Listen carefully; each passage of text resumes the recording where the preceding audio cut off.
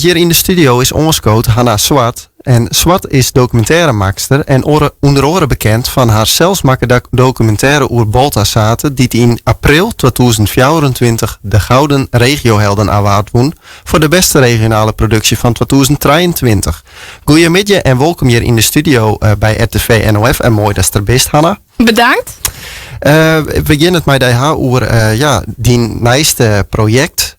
En dat is met de VPRO Dorst een gearworking ongest over culturen, subculturen, Gen Z, vertical Gen Z. Kun je daar wat over vertellen? Natuurlijk. Het begon mij dus een oproep van VPRO Dorst. Dat is een jeugdafdeling, of jongeren, meer jongeren. Afdeling van de VPRO. En die winnen op ziek naar jonge makkers die een subcultuur portretteren willen. En toen dacht ik van, ik ken mijn vriend Leon Visser uit Dokkum, die een crossmotor rijden dacht. Kan ik wel even misschien een mei om te filmen. En dan kan we wat vertellen over de crossmotorcultuur. Dus en dat vond zij een heel goed idee, de VPRO. Dus die zijn vandaliks van, ik eens wel beginnen. Leuk. En dat liep daar je voortdaags al heel nieuwsgierig, de crossmotorcultuur. Dat lukt daar, liep die in aandacht? Ja, ik hier wel een pik in Mijwest bij de grasbaan races. En hier, wie dat? En dat vond ik altijd wel heel mooi. En echt een cultuur is dat. Met alle kleuren en de spanning. En ik toen al dacht van, dit zou wel eens mooi wezen om te filmen. En toen ga ik dus 3 filmpjes maken over net het grasbaanraces, maar gewoon het motocrossen op het Prikkendam. En toen begon het eigenlijk al meteen gebeurde er iets. En van dat wat er gebeurde, had ik toen 3 afleveringen maken. Van 1 minuut, want het moest op Instagram. Dus het weer heel kwaad. Want dit zijn dus Instagram filmpjes, dus het is hele, kwatte content in die zin. Ja. En wat gebeurde er dan precies? Er gebeurde iets met Leon. Hij ging over de kop. In de rest van de aflevering zus dan dat hij even net rieden kan. En dan dat hij uiteindelijk wel weer rieden kan. En dan is hij weer blijd.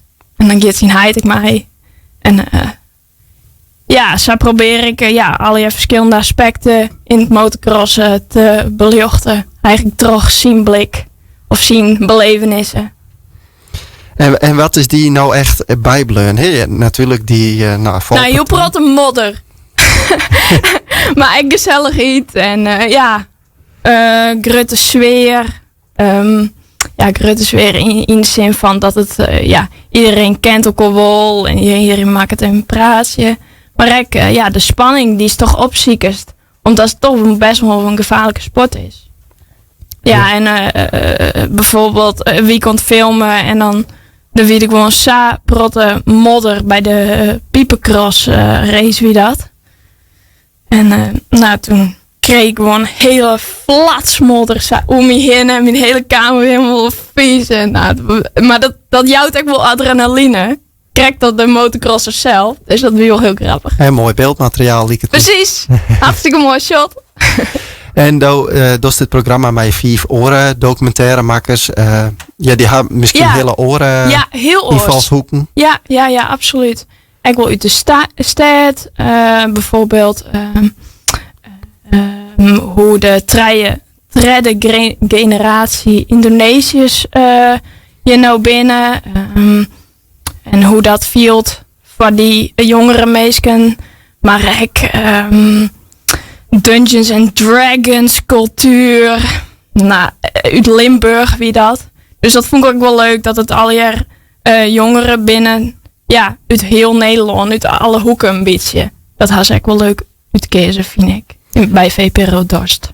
En dit is dus op Instagram te zien, maar komt het uiteindelijk ook op televisie? Wordt het daar ook uitgestuurd? Nee, het is echt puur voor jongere meisjes. En jongere mensen die sjuggen net zo heel prot televisie meer. dat weten we al, ja. Ja, dus dit is echt gewoon voor de socials. En die filmpjes krijgt Lien publiceren? Ja. Of komt er ook nog meer content? Nee, het ben echt 3 1 minuut filmpjes, maar ze zijn wel heel leuk. Dus geef vooral in. En welke mensen ze vinden? Bij de Instagram en TikTok van VPRO Dorst, maar ook op mijn social kanalen. Dat is mijn Instagram bijvoorbeeld. Gewoon Hanna Zwart. En dan vind je het wel. Dank u wel, Hanna, voor die toelichting in deze uitsturing. En waar weet krijgen we nog wel eens meer van deze zien in de toekomst. En mooi dat je wist. Goed weekend. Joe.